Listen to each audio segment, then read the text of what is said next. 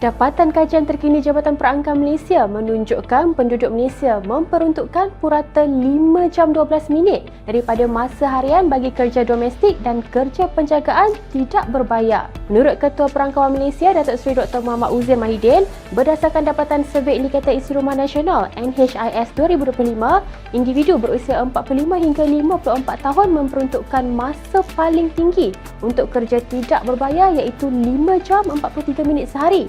Diikuti kumpulan umur 25 hingga 44 tahun 5 jam 35 minit dan 55 hingga 64 tahun 5 jam 31 minit.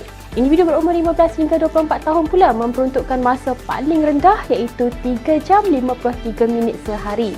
Katanya ini mencerminkan tanggungjawab domestik dan penjagaan yang lebih besar dalam kalangan individu pada peringkat pertengahan kitaran kehidupan. Beliau berkata wanita di Malaysia didapati memperuntukkan 6 jam 7 minit sehari atau 25.5% daripada masa harian mereka bagi aktiviti berkenaan, manakala lelaki memperuntukkan 18.1%. Dapatan ini menunjukkan bahawa beban kerja tidak berbayar di Malaysia masih tinggi bagi kedua-dua jantina dengan wanita terus memikul bahagian tanggungjawab yang lebih besar.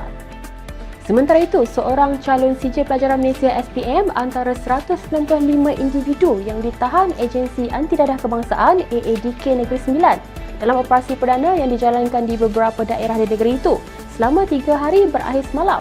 Pelajar berusia 17 tahun berkenaan ditahan bersama abangnya selepas didapati positif ketum. Alasannya untuk kekal berjaga lewat malam. Turut ditahan sepasang suami isteri yang positif metafetamin dan ketum. Pasangan terbabit ditahan di sebuah rumah bersama 2 anak mereka. Namun kedua-dua kanak-kanak itu dirujuk kepada Jabatan Kebajikan Masyarakat.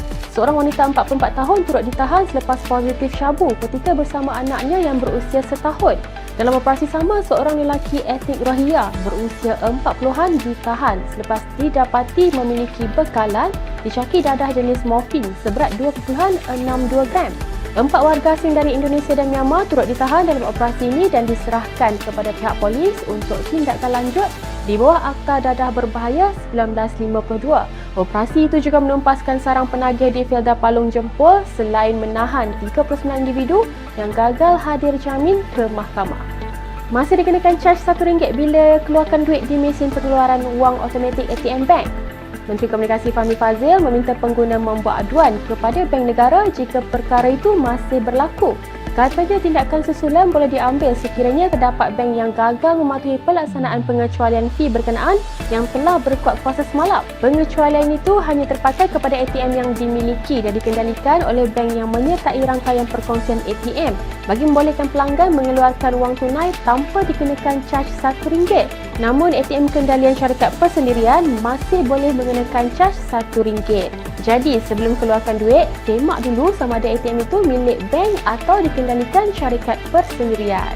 Jangan lupa untuk terus ikuti kami di semua platform media sosial bernama Official, Facebook, Instagram, TikTok dan Threads untuk perkembangan terkini dan laporan seterusnya.